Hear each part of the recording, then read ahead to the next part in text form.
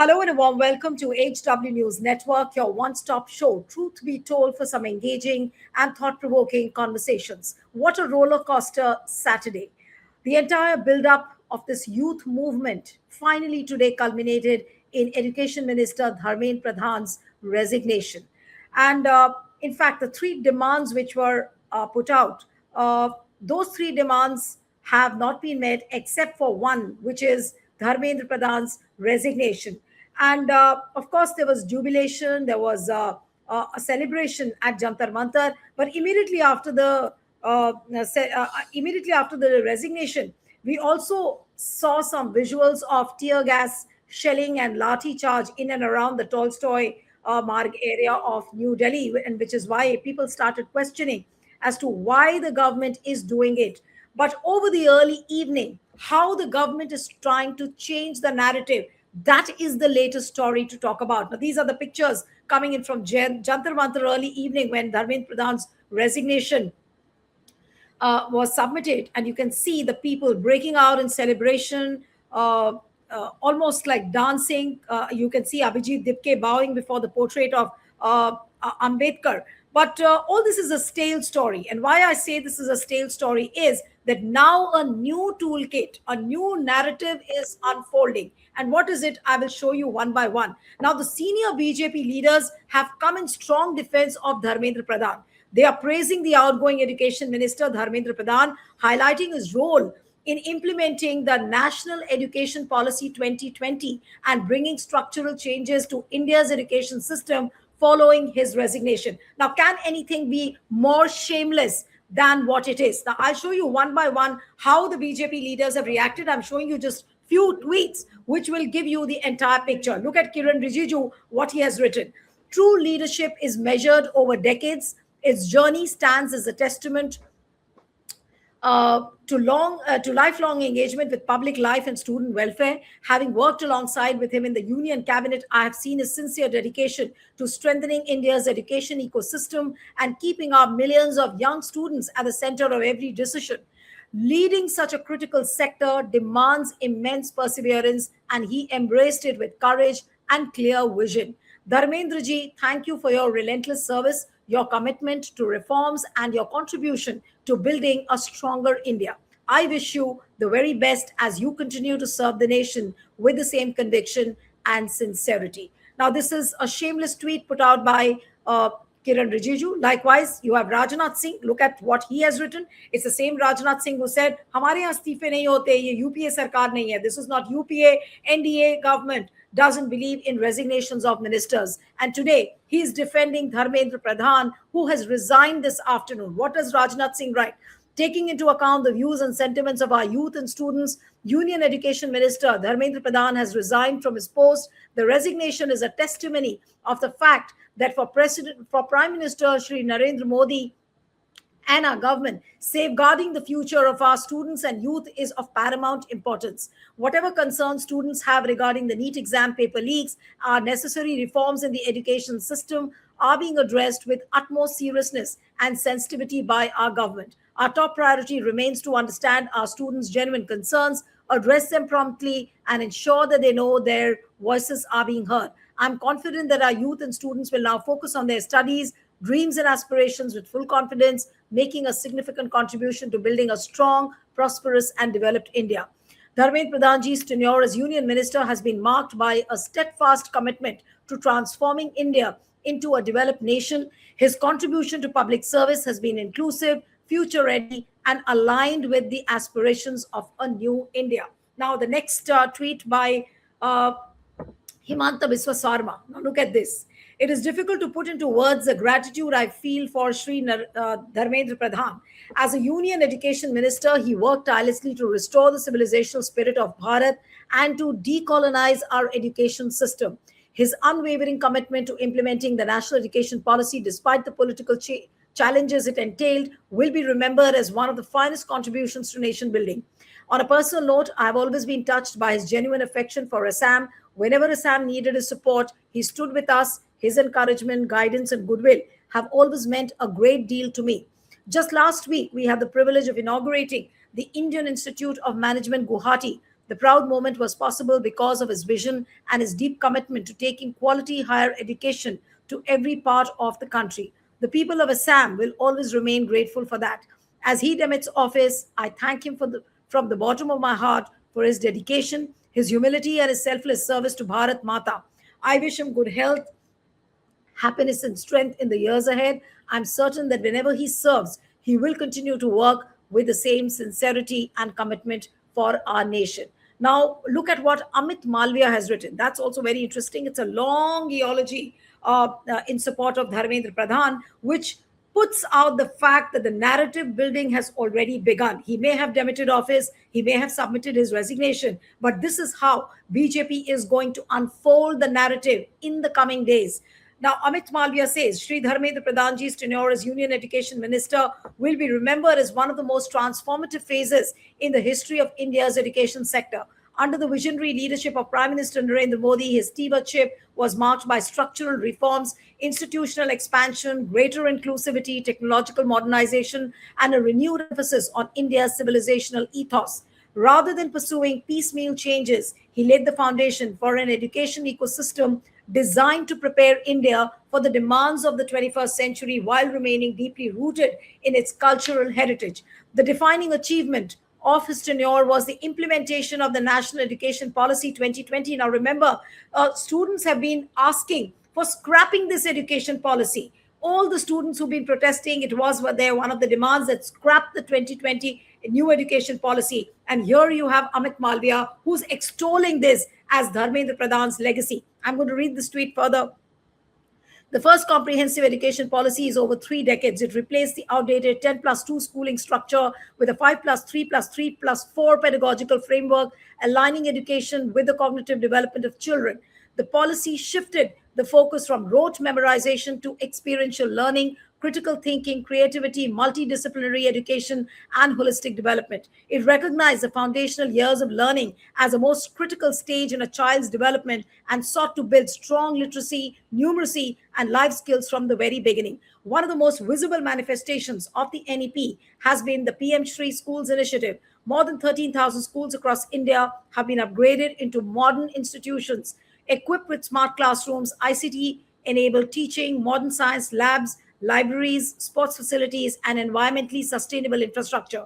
These schools are not merely centers of excellence, but also serve as mentors for neighboring institutions, raising educational standards across the system. Now, what does one say? Now, is government regretting the fact that this kind of a protest happens? Happened all over these days. The kind of demands which were made, even if they've made Dharmendra Pradhan resign, there is no remorse. In fact, they are trying to extol Dharmendra Pradhan's contribution in the education sector. What does it go to show? I'm going to be discussing this because it's height of shamelessness on the part of the BJP leaders who are trying to extol and eulogize what Dharmendra Pradhan has stood for. He has messed up with the education sector, but he's made to feel like a hero. They are making a hero out of a zero. This is what we are going to discuss. Joining me this evening is Professor Tanveer Ejaz from Delhi University's Ramjas College. Thank you so much, Tanveer, for joining. We have TK Rajlakshmi, senior journalist and political commentator. Thank you so much for joining. We have Pushpraj Deshpande, author and policy expert. Thank you so much for joining. And let me begin with Tanveer Ejaz. Tanveer, what do you feel about these tweets coming in from the BJP leaders? The narrative building has already begun despite the resignation submitted by Dharmendra Pradhan. What does it go to show? Well, I think most of his colleagues are defending the indefensible. Why I'm saying this is because, things are very out in black and white, and there have been so much of critique of Dharmendra Pradhan that no matter how much you try to defend his position, you know, I mean, none of his colleague is talking about what the source of the problem, right? The source of the problem is that he completely bundled Okay, the sorry to interrupt you. examination Sorry to thing. interrupt you, sir. I'm just reading out this Yeah, tweet put yeah, out by Murli Manohar Joshi because that's important and it's yeah. come at 6:45 p.m. I'm just reading that out. Better late than never, Shri Dharmendra Pradhan ji has submitted his resignation. I hope that the Prime Minister will also take an immediate and timely decision. I appreciate and congratulate all the students for their peaceful conclusion to the movement. I hope that now peace will soon be established in the world of Indian education and that the young people will have ample opportunities for their bright future and progress. That's what he has written. Yes, sir. Tanvi, go ahead, please. Yeah, so what I was saying is that, it seems a kind of obituary, it seems a kind of, sort of festive to their own colleague, right? And but they're not talking about the real issue, the real problem, the real, the source of the problem, that how he bundled the whole education system. I mean, why he was asked to leave? That is the key question, right? And not that the students, one of the major stakeholders in this whole system, they are asking and they are saying that, look, you have failed the system, so you need not be there, right? No matter how much his colleagues, cabinet colleagues, if they are trying to make him a martyr, they are trying to make him a victim, all these things perhaps Okay, would there's not breaking help news now. coming in. There's breaking news coming in just at 8 p.m. while we are on this show. Truth be told, Prahlad Joshi has been named as a new education minister. Yes, sir, Professor Tanvi, tell me. Yeah, uh I think I was talking about that the source of the problem is that he is completely bundled or mishandled, or maybe he has completely mismanaged the whole education sector, right? And what I have understood about his way of functioning is that he never went into the procedural aspect of the education system. How appointments, for example, let me talk about, right? Over his tenure, there have been so many appointments. And appointment is a very, very important aspect in education system. Because one of the major pillars in the education system is are the teachers, professors in the universities, right? Look at the way how Look at the appointment has tone been and the done. tenor, Professor Tanvi, the tone and the tenor of the BJP leaders who are tweeting and the entire BJP ecosystem which is coming in support of Dharmendra Pradhan. Are they trying to make him look like a bechara? Oh, bechare ka istifa ho gaya. That is the kind Yes, of, yes, yes. and then now That's they what I'm are, saying. trying to extol I his one thing contribution. is one thing is for sure. One thing is for sure that he was a formidable leader in BJP. That's for sure, because it took so much of time and so much of a sort of backlash and so much of brutality to his students. And then, because you see the pressure mounted so much. Not only in India, as I said before, it became a pan-Indian movement, and not just pan-Indian movement, but also there were signs to catch up at the global level. So it was a global students movement, right? We saw it in London, we saw it in US, Boston, etc. A lot of places we saw, so it was catching up. So it became a sort of uh, I mean, it seemed like students of the world unite. You have nothing to lose but your sort of freedom, right? So anyway, so what I'm trying to say is that let's come back to the mess that he has created. The one of the most important pillar of any university education system is about, nobody talks about it, is about public personnel system. Nobody talks about personnel system. An efficient meritocratic personnel system, public personnel system, will make the sector efficient, good, relevant. But look at the way how appointments that's what I'm trying to say. See, over during his tenure, so many appointments have been taken, have been done. What kind of appointment has been done, how the appointments have been done. We have read it in the newspapers, we have read it in India Today also, which way the appointments have been done. All kinds of accusations are there. So how can I say that he was a very efficient leader or he was a very efficient minister? You are not focusing on the institutions, Right. its purpose, its goals, what it has to do, but you are just thinking in terms of how you can sort of privatize. Privatize is a very simple thing, but it at the background of privatization there are kickbacks, right? privatization doesn't happen without kickbacks in India. Tell me which Absolutely. privatization has happened No, without the kickbacks. BJP. So No, but the question is what you're talking about a systemic rot. Is BJP really bothered about it? We have doubts about the fact that BJP is actually bothered about these things. Now, look at the way the narrative building has begun. Now, I'm going to show you a tweet. Look at this. There's a picture, Akansha Puri, the actor. Now, a tweet called Meg Updates. It says, actress Akansha Puri has alleged that she was offered money to join the Jantar Mantar protests, post reels, and monetize the student anger. She says she refused, and adding that students should be supported genuinely, not turned into a marketing opportunity. Now, there is a bite also. We'll try and see if we can play that bite of Akansha Puri. But this is the kind of narrative building which has begun post Dharmendra Pradhan's resignation. One quick comment from I'll take from you, Professor Tanvir, and I'll go to Rajlakshmi then. What does it go to show? now I think, you see, we are just, as a citizen, as a teacher, we are just fed up of with this social media management of governance. You see, we want governance on the ground. We do not want governance through social media, through digital media, through Instagram, through Facebook. Everything is done through that. On the ground, what is the actual situation? On the ground is the actual situation is that you are not giving money. Look at the budget outlays. Every day I'm reading in the newspaper, in the budget outlays, you are decreasing the budget outlays, right?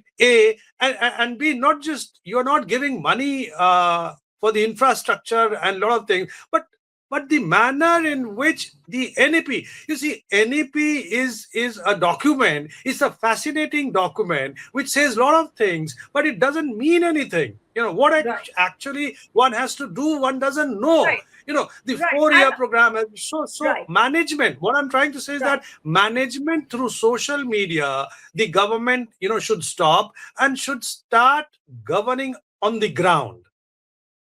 That's what I'm saying. All right. Now let me come to Rajlakshmi. I just purely want to talk about the politics, the way now it's developing, how BJP is building the narrative. BJP has gotten a character like Akansha Puri, who says that discrediting the entire CJP movement uh, to the extent that they were paid, the memes were paid, all the social media campaign was paid. Then on the other hand, you have all the BJP leaders who are extolling and eulogizing Dharmendra Pradhan's contribution to the education sector, where everyone can blindly you can make out what he has done. He's done nothing. It's education has been a big cipher. The only thing he's been concentrating on is how to make and break the parties. Look at what happened in Bengal. What happened in Bengal with Trinamool? The entire script played out at Dharmendra Pradhan's residence. How can one forget that? And all the BJP leaders are shamelessly now defending Dharmendra Pradhan. What does it go to show? Yeah, maybe they are expressing contriteness of the fact that they've lost a very important colleague who was very able, at sort of managing everything else but education, of which he was in charge, right? And so apart from the administrative failures, we all know No, that but is these that. tweets, Rajlakshmi, don't these Yeah. tweets also reflect the fact that there is no regret? Uh, every None at all. minister or every leader in the BJP thinks that everything is changa in the education field. There is nothing which has gone wrong. Yeah, yeah, These tweets absolutely. So surely there's show that. no, yeah, absolutely. There's no self-reflection. There is no introspection. Clearly, there's no introspection. Forget, in fact, the fact of even sort of acknowledging the fact that there were so many people who came out against this very education policy. Okay, that is the government and its various ministers and its various spokespersons are lauding. This entire reaction was against that. It was not just a piecemeal thing against NEET. The failures of NEET, yes, it was a trigger. The suicides were also a trigger, yes. But the institutional failures that are happening throughout, the corruption, in appointments, etc., as Professor Tanvir also said. So it was a series of things that have happened since this government took over, since the NEP was implemented, right? And this whole thing about decolonization, all that is, of course, part of their ideological agenda. So that's the only thing that they have sought to implement, in education, their ideological agenda. So appointing people of their ideological bent, of twisting, curriculum, changing curriculum, as per their ideological bent, with complete, with, with a complete, let's say, ignoring, historical facts, and historical data. I mean, actual historical data. Anyhow, but I think that that the defense of their colleague, is basically stems from the fact that the government has lost face. It has lost face. It had to do something. And if you see that press conference, I mean, over there the ministers look sort of clearly unhappy and angry, that this is just, both Mr. Nadda and Jitendra Singh, they look quite unhappy, that they have had to me to sit in that joint press conference, and I've had to sort of, accept, at least, publicly, that we're agreeing to these demands. Now, I think that the government was, desperate that this movement, and the momentum should end. So I think one way or the other, it had to be called off. So since the first demand was accountability, to fix accountability, somebody had to go, right? I mean, even they transferred the education secretary, so that was not enough. They removed many NTA staff. That also wasn't enough. So there was the demand for accountability at the highest level was there, right? So at the highest level, so who else was there? Who else occupied that highest post? That was a minister. So all focus was on him, and that it somehow it just sort of converged on him, uh, though the other issues sort of related to the education sector were equally important, and therefore accountability had to be fixed. So he had to go, because if he had not stepped down, of course, this is all the attempts to make him into No, but what into a we are seeing victim on and on the a first martyr. day, Lakshmi, Yeah. what we are seeing on the first day, in fact, I think Pushparaj has come. So, Pushparaj, Yeah. I'll go to Pushparaj on this, that the way BJP has started building the narrative post the resignation, what does it go to show? What is BJP going to make of this entire movement, which is still not ended? In the technical terms, this agitation hasn't ended, despite the calls being made by the Cockroach Janta Party. They said that we withdraw the agitation, we withdraw the hunger strike, all of that. But it seems that the movement hasn't ended. And in the middle of that, BJP has started its narrative building. So, what if all these achievements, go down the drain because of the narrative which is going to be built up? Because all this is a script which is given to the mainstream media or the legacy channels, and they will start their primetime discussions on this.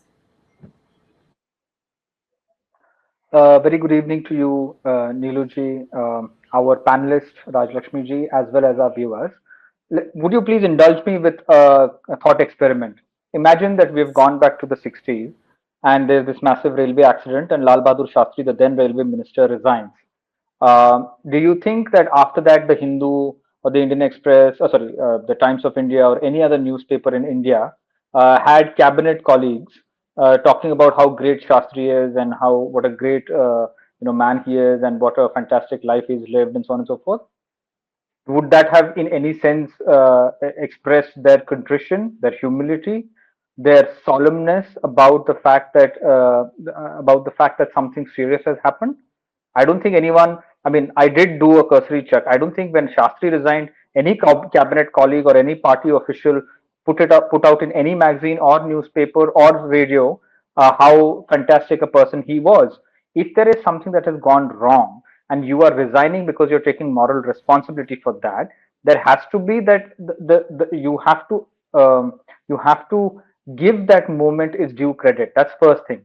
The second thing is that if you see all the tweets of all these ministers, Kiran Rijiju, Himanta Sarma, Murli Manohar Joshi is a former minister. If you see all of this entire, Amit Malviya is a party colleague. If you see all of them, not one of them has mentioned the 22 children who died by suicide because of the paper leaks. Not one of them Not have at all. mentioned the 152 paper leaks that have happened over the last decade. Not one of them has spoken about the 1.23 lakh students who have died by suicide because of paper leaks in the last decade. Not one of them have spoken about the fact that 7.5 crore Indians, their lives were disrupted for years because of these paper leaks. Nor have they spoken about the fact that the BJP government attacked institutions like FTII, JNU, Ambedkar University, TIS, IIM, IITs, Jadavpur, Jamia, so on and so forth. And also the fact that they have arrested numerous bright students like Umar Khalid and Rohit Memula. There is no mention of this. There is absolutely no mention of the systemic rot that the BJP has deliberately introduced and embedded in our education system because of their ideological proclivities. Because understand this, in a nation which is so deeply divided and unequal on the basis of caste, religion, class, gender, education was the one silver bullet that could guarantee socio-economic upward But mobility. Pushraj, I want to ask you And let me something. finish this. Let me finish this Okay. point. Let me finish this point. And this particular thing is deeply antithetical to the BJP and the RSS's ecosystem. They cannot tolerate the idea that you can breach what is socially or culturally ordained, and that is why they are not defending they are not defending the education system. And as Professor Aja said, they're defending the indefensible. Sorry, you were asking me something. No, I was asking you that, the moment Dharmendra Pradhan submitted his resignation, there was jubilation, there was joy all over. And, the first thing which Abhijit Dipke said, that jhukane wala chahiye, jhuk to jayenge sab. That's what he said. And people said that how Gen Z has turned the tables on Prime Minister Modi and the Modi government. But one will have to give credit to the BJP. It's not that I'm defending BJP here, but one will have to give the kind of heft for misinformation and the narrative building they have. Look at the way they've started building the narrative immediately. Why can't the opposition parties sustain that, what they have been saying? Now look, Rahul Gandhi came out with a beautiful bite in the afternoon. He said that Modi is a thing of the past cannot fight the future. But there was no building up on what Rahul Gandhi said. Similarly, what CJP has been saying, let's not talk about that because there's a lot of confusion still as to what the final shape of the CJP is. They are saying that they will come back to the government again after 4 weeks. But the point is that how quickly BJP has just not wasted time in the narrative building. They've unleashed people like Akansha Puri, then they've started with these tweets being bombarded by the BJP leaders. Now, how does the opposition now counter this narrative? That is also another question. Good. So there are three questions that you have asked. Just before I touch upon them, I just want to check this Akanksha Puri. I'm sorry, I don't know her. Is she from Odisha? Because most Puris are from Odisha, right? I'm not too sure of that, but yes, she's an And actor. That's what I read. yeah, I'm not because I think Puris are from Odisha, and I think Dharmendra Pradhan is also from Odisha. So I mean, it's quite. I Puri, mean, I'm just. Puri okay. is So in you make your Orissa, point but I while I'll don't check think her all antecedents. Puris are. I'll check her antecedents while you speak. You make your point. I'll just check and come back. No, no, I'm just checking. I'm just checking if Dharmendra ji has something to do with this. Dharmendra Pradhan has something to do with this, given the fact that she is a Puri and from, as Raj Lakshmi ji said, they're also from this thing. But anyway, leave that aside. The larger point that you're making is that you're right. I personally feel that the BJP is relentless in its maliciousness as well as its attack on the constitutional idea of India. The fact of the matter is, they were trying very hard for a very long time to ensure that this the entire thing of controlled dissent. They were very trying very hard to limit it to Jantar Mantar, limit it to Delhi, spin it as if it's a these guys are a terrorist. Multiple BJP ministers Yes, call them terrorists. Just let me interrupt you. I just Googled and opened her Wikipedia account, which says that Akansha Puri, born on 26 July 1988, is an Indian actress and model who prominently works in Hindi, Tamil, Malayalam, and Kannada films.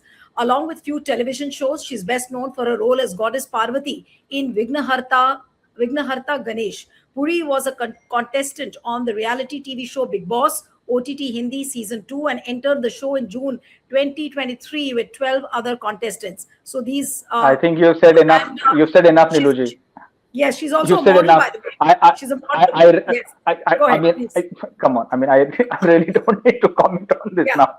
And she There's doesn't enough. belong to Odisha. She belongs to Madhya Pradesh. Yes. Go ahead, please. Okay, fair enough, fair enough. But I mean, I've heard enough to know where this is coming from.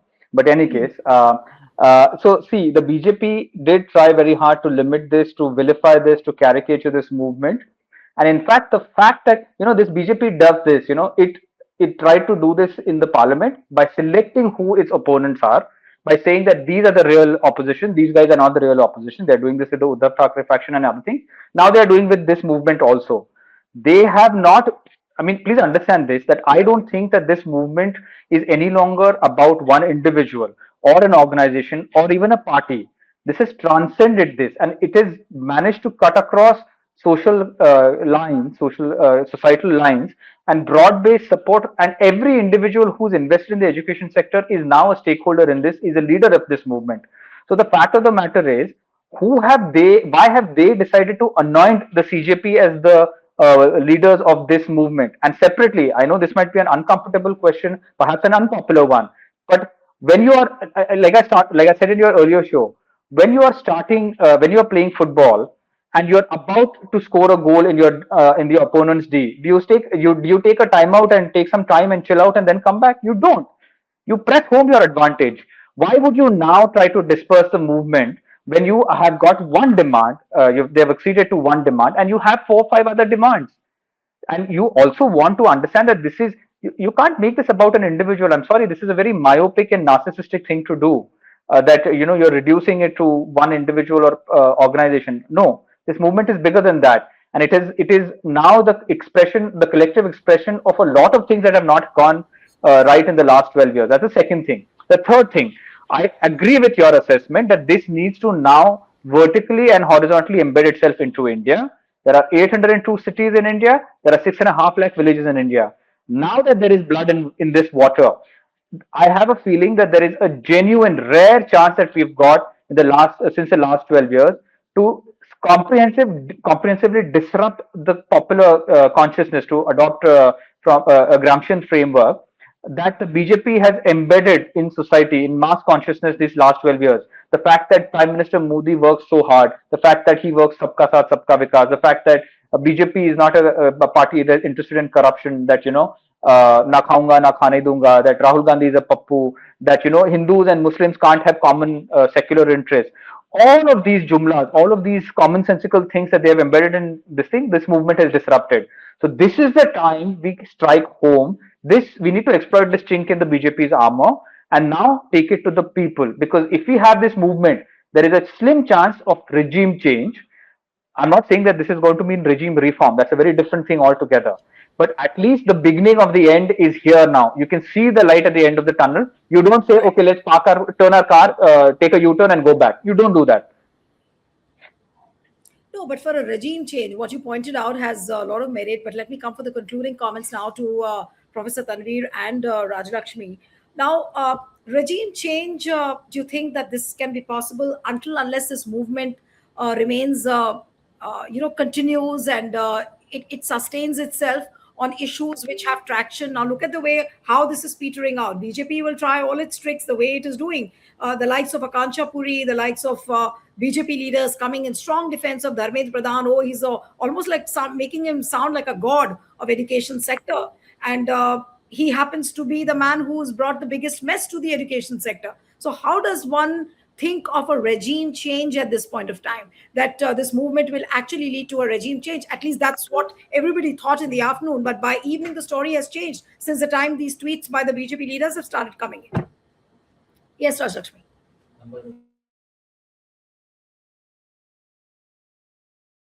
Oh, you want me to speak? Okay. Yeah, No, go ahead. I think with in spite of so much of state repression, that was used, Neelu, the in fact the narrative that the BJP as well as the government sought to play, and it still sort of continues to play. It should realize that it has not worked. It has not worked in this. I mean, this whole outpouring of anger on the streets. It's indicative that narrative building has not worked. It's an entire bombardment on social media, having an IT cell and all that. It actually has not worked. Well, all of us, several in the country were actually they did feel that it's a complete lost cause, and that nobody can really sort of overcome the juggernaut of the BJP in that sense. But look at this. I'm saying that despite the electoral No, gains made I'm by just breaking wondering parties. because Yeah. there are lots of questions whose answers still are not very clear. Whether it will lead to a regime change, whether it will corner the BJP government. At least for now, it doesn't look like they are on the back foot, or they are cornered anytime. But the thing is that now the first question number one, what comes to my mind, has the agitation ended? No answers to that. How is the movement going to conclude? No answers. Now CJP has said that they are going to come back after 4 weeks to talk to the government. What about these answers? And what is the guarantee that the compensation of 1 crore is going to be paid to all the families whose children have died by suicide? All these questions still remain Yeah. unanswered. Yeah, see, the agitation, I think it may have ended for now, let me say, but I don't think it's ended because the issues are still relevant. And I think that the student organizations who were in fact rallying around these issues earlier, I mean, are going to continue doing that. They've already said so. I've heard the SFI's president say that we are going to continue, whether it's in states, and in districts. I'm sure the NSU also has some plans. I'm sure the ESA and the ASF also have plans. So it's not going to stop at this. Even if the CGP may have sort of withdrawn sort of temporarily and may have called off this particular momentum, but I do not think that this is going to end, because a certain consciousness has been generated in the course of this movement.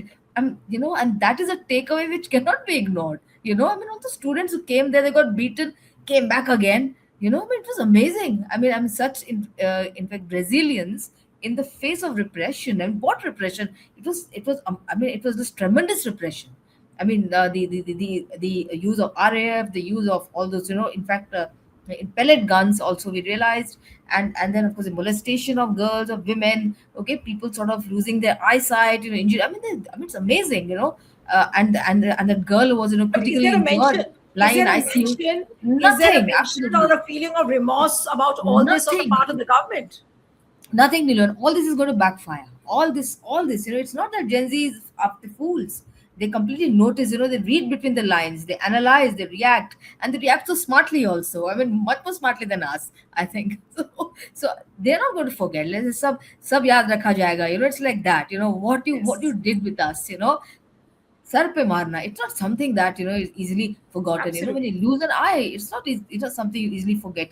In fact, lathi Oh, charge. I still It's not remember Neha something. Bora's speech. I mean, Yeah, it was a fantastic speech she made. yeah, कि जिन लोगों ने आपसे अधिकार मांगा, आपने उनके सिर फोड़े. That's what she yeah. said. She was saying at Jantar Mantar. Exactly. Yeah, exactly. I mean, I think in that kind of repression, was not required, but the government wanted to send a strong message that we are not going to sort of in fact let you have your way, and we're going to use everything in our measures, in our area and domain. You get universities to send advisories that don't go for those protests. Anybody seen there, i Yes. mean i mean all these kind of threatening things. So everything was done, shutting down metro stations. In spite of that, people just turned up, Oh, and by then the there way, was it reminds me the internet has been yeah, restored. Internet has been restored around that area. But now finally. let get the Look at concluding yeah. comments. Professor Tanveer, what is your feeling? And I want to talk about the politics, not the rot in education, because we've spoken about it a lot. How should the India Alliance or the opposition parties now take this movement forward? I think Pushparaj will want to add to something towards the end. I'll come to you a little later. But Professor Tanveer, what is your suggestion? How should the opposition parties now take this movement forward? We do not know whether the movement has ended. Where is it going to end? Are we somewhere in the middle? Nobody knows. But we do see that there is some ray of hope. But how are we going to reach the final destination? What is the roadmap? So one thing is clear that the idea that there is no alternative has been scuttled now. Right. Now we see a credible alternative coming up, maybe in the shape of Gen Z plus plus plus, whatever you call it, right? But one good thing about Gen Z is No, that it but has we should not increased. forget. Sorry, I'm slightly differing with you. When you say that Gen Z plus plus plus will come, we should not forget that this is a government which will find plus plus plus alternatives now to repress the movement, whichever is going to come. They've tasted blood this time. They've seen how the students can collect through the power of technology, through social media, and I'm sure now they will be extra But cautious. They will ensure that this but kind of Neelu, yes, yeah, yes, correct, Neelu, sir. I think the government is damn scared about Gen Z now. Are Because they the are way, they the scared, sir? manner, Looking yeah, at the yeah. tweets by Kiran You Rijiju? look at you look at the frustration of the Prime Minister, Mr. Modi. 11:57, he sends a reel, and just look at his frustration, right? Huge pressure. right? And they could not understand how to handle Gen Z. They thought perhaps, that they are a bunch of students and they could be handled by force or by something else. Maybe we can buy them out or whatever. But that's not the case.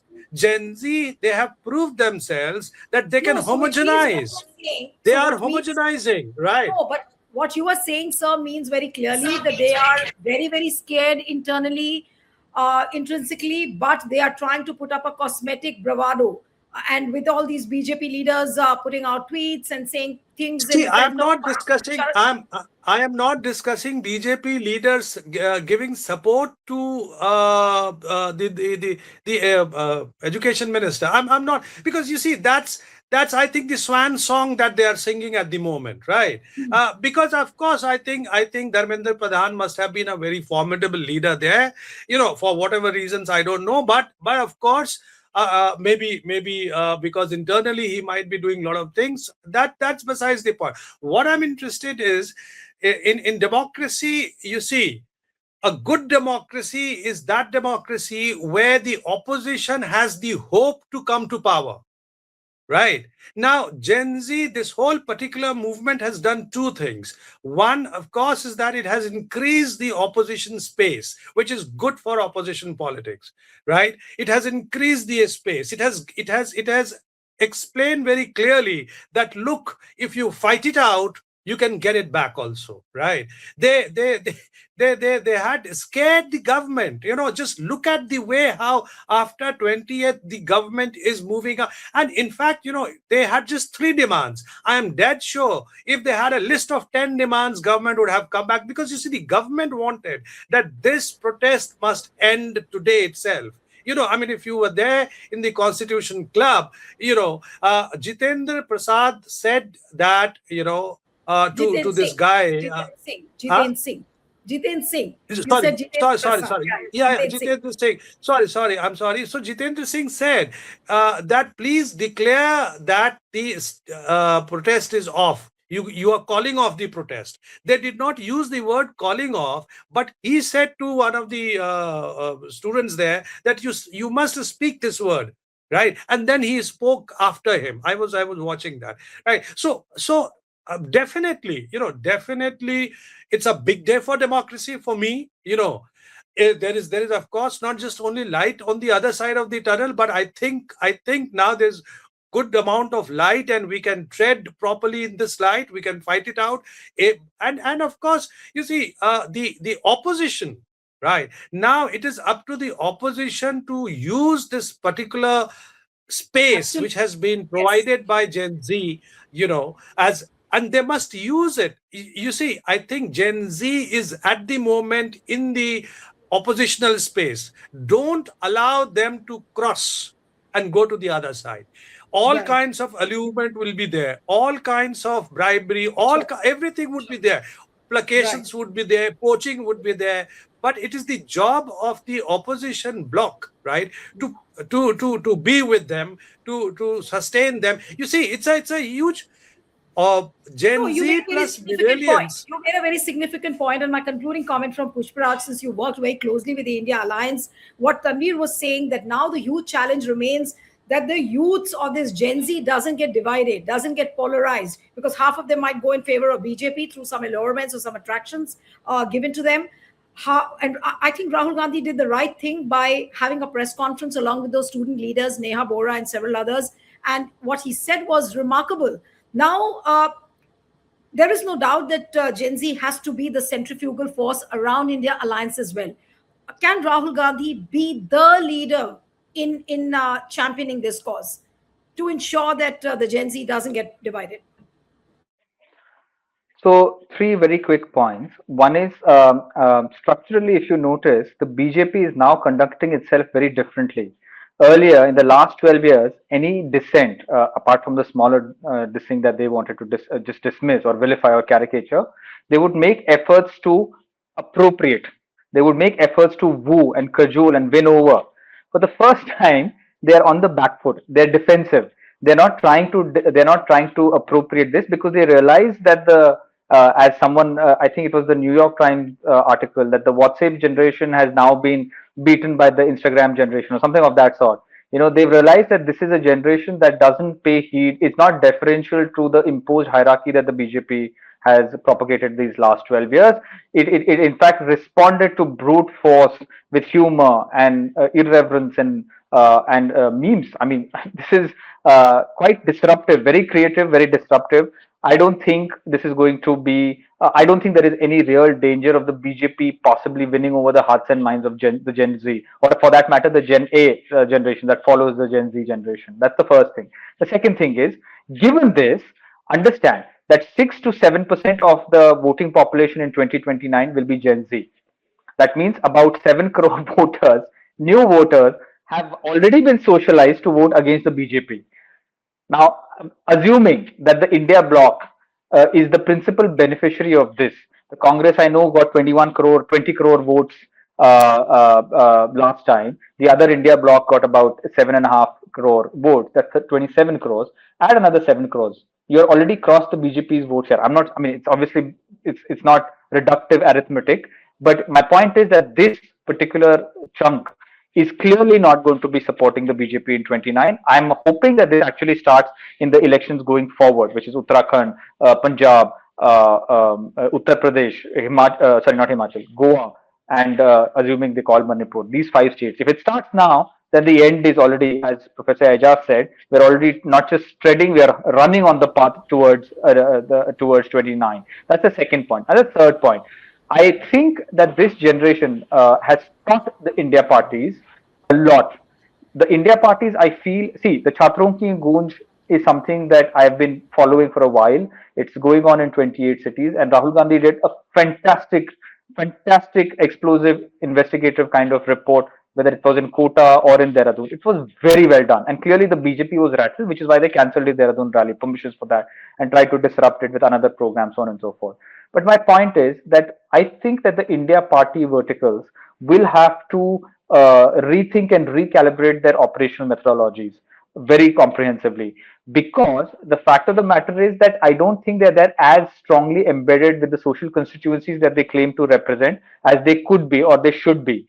I don't think. I mean, keep Rahul Gandhi aside. Keep the left, 6, 7 left leaders who were there from SFI at the Jantar Mantar protest. Can you say any young leader in the political class could possibly command or influence this Gen Z or Gen Alpha generation? I don't think so. And I think Rahul Gandhi's interventions, let me put it like this: the left party's intervention, SFI, ISA, IAISF, at Jantar Mantar were extremely constructive. They disciplined the movement, gave it some shape, gave it some coherence that was very useful. Rahul Gandhi's intervention to escalate it at the next level and take it to the Prime Minister's doorstep, literally and figuratively, was something that clearly made the BJP realize that, boss, the hen has sort of flown from the coop. Yeah, So I absolutely. think that if Rahul Gandhi and the Congress party is able to constructively channelize the energies that this movement, the very disruptive and creative energies that this movement has unleashed, I think the BJP is in for a very tough time. And I would hope that they do that very quickly, which necessitates perhaps it necessitates an India secretariat to coordinate between non-political and political forces. I think Thanks. that's an important point. And in fact, repeatedly in many of the programs, you've been harping upon this India Alliance Secretariat, which is the need of the hour, and which is how things probably would get converged. But yes, indeed, it's a day of celebration. On an ending note, before we forget, the new Education Minister of India is Prahlad Joshi. He is a member of parliament from Dharwad, Karnataka. He already has portfolios of consumer affairs and food and public distribution and new and renewable energy. So how much justice he's going to how much justice he'll be able to give to the education department after all this rot which has set in. I wonder. I think Professor Tanvir wants to make a quick point, sir, and then I'll wind up. I Yeah. just want to say just one statement that, if it is not Rahul Gandhi now, then who? Yes. Nobody. All right. All right. So that's a note to end the program. Thank you so much, Professor Tanvir, TK Rajlakshmi. I think we all deserve a celebration now towards the end of the program. Pushpraj, thank you so much for joining. Thank you.